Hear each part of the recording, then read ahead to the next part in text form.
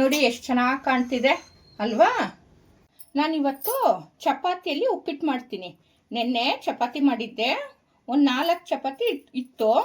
ಬರೀ ಚಪಾತಿ ತಿಂದು ಬೇಜಾರಲ್ವಾ, ಅದಕ್ಕೆ ಇವತ್ತು ನಾನು ಉಪ್ಪಿಟ್ಟು ಮಾಡ್ತೀನಿ.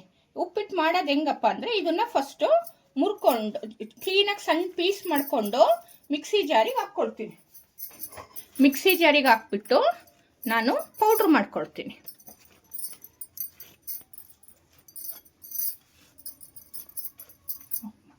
ಈಗ ಈ ಥರ ಪೌಡ್ರ್ ಮಾಡಿಕೊಂಡು ಒಂದು ಪ್ಲೇಟಿಗೆ ತಗೊಳ್ತೀನಿ ನಾನು.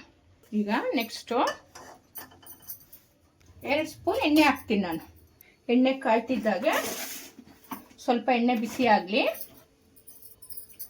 ಅರ್ಧ ಸ್ಪೂನ್ ಸಾಸಿವೆ, ಒಂದು ಅರ್ಧ ಸ್ಪೂನ್ ಜೀರಿಗೆ,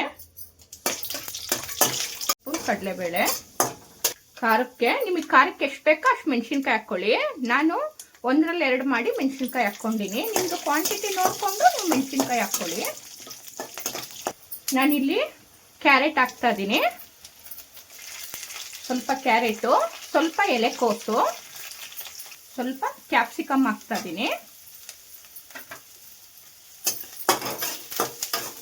ಇದೆಲ್ಲ ಚೆನ್ನಾಗಿ ಫ್ರೈ ಆಗಬೇಕು. ಸ್ವಲ್ಪ ಫ್ರೈ ಆಗಲಿ ಇದು.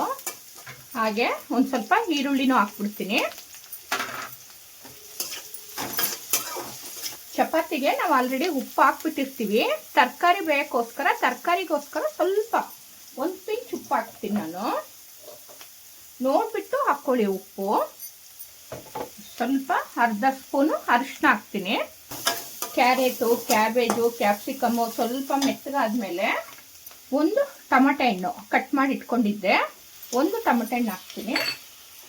ಈ ತರಕಾರಿಗೆಲ್ಲ ಚೆನ್ನಾಗಿ ಉಪ್ಪು ಖಾರ ಎಲ್ಲ ಇಟ್ಕೋಬೇಕು. 1 ಸ್ಪೂನು ಟೊಮಟೊ ಕೆಚಪ್ ಹಾಕ್ತಿದ್ದೀನಿ.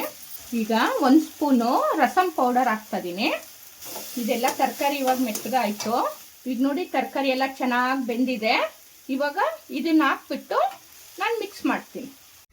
ನೋಡಿ ಎಷ್ಟು ಚೆನ್ನಾಗಾಯ್ತು. ಲಾಸ್ಟಿಗೆ ಸ್ವಲ್ಪ ಕೊತ್ತಂಬರಿ ಹಾಕ್ತೀನಿ. ಈಗ ಗ್ಯಾಸ್ ಆಫ್ ಮಾಡಿಬಿಟ್ಟು ನಾನು ಲೆಮನ್ ಹಾಕ್ತೀನಿ.